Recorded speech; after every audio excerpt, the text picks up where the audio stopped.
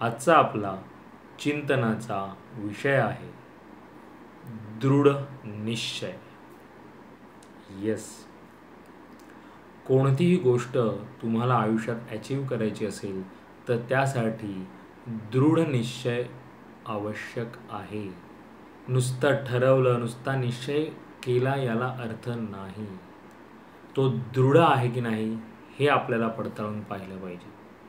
ह्याच्यावर तुम्हाला चिंतन करायचं आहे की आपण जे काही ठरवतो ते ठरवल्यावरती तो निश्चय जो आहे तो आपला दृढ आहे का.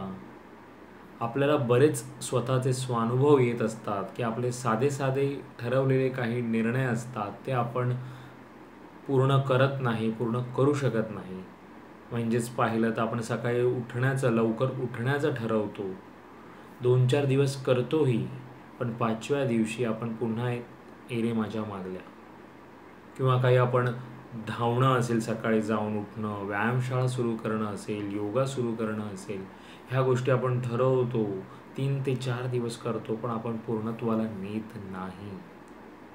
किंवा आपल्या करिअरच्या रिलेटेड काही गोष्टी असेल, आपण मोठमोठे कधी कोर्सही 15,000, 20,000 हजार रुपयाच्या फी भरूनही आपण ते कोर्स घेतोही, पण आपण ते पूर्ण करत नाही. इथे आपला पैशांचं तर नुकसान होतच, पण याचाच अर्थ काय होतं की आपल्याला त्या पैशाची किंमत नाही आहे.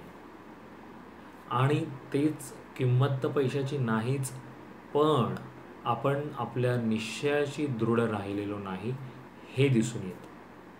त्यामुळे आयुष्यात तुम्हाला काहीतरी व्हायचं असेल, लहानातली लहान गोष्ट का असो, तुम्हाला तो निश्चय जो केला आहे ना ती पूर्ण करण्यासाठी तो दृढ हवा. ते तुम्हाला करायचंच आहे हे तुमच्या लक्षात आलं पाहिजे. त्याच्यावरती तुम्ही फोकस करायला हवं की येस, नाही मी ठरवलं आहे तर मी ते पूर्ण करणारच. छत्रपती शिवाजी महाराजांना निश्चयाचा महामेरू का म्हणायचे, कारण का एकदा का गोष्ट त्यांनी ठरवली तर ते पूर्ण करायचेच. आणि असे बरेच तुम्हाला वाचनामध्ये आले असतील जे मोठे मोठे लोक होऊन गेलेले आहेत, त्यांनी कोणतीही गोष्ट जी पूर्णत्वाला नेली आहे त्यामागे त्यांचा निश्चय दृढ होता म्हणून ते पूर्ण करू शकले.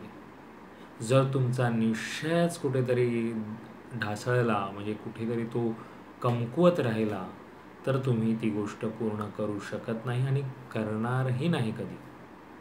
त्यामुळे तुम्हाला याच्यावर काम करायचं आहे.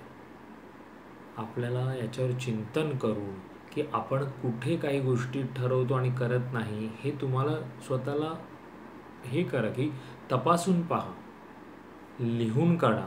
की समजा तुम्ही एक आठवडा घ्या, त्या आठवड्यामध्ये काही गोष्टी लहानातल्या लहान, जसं मी म्हटलं की प्रत्येक गोष्ट पूर्ण करायला लहान मोठी पाहू नका. तुम्हाला निश्चय दृढ करायचा आहे आणि ते पूर्ण करायचं आहे हे तुम्हाला आणि पडताळून पाहिजे.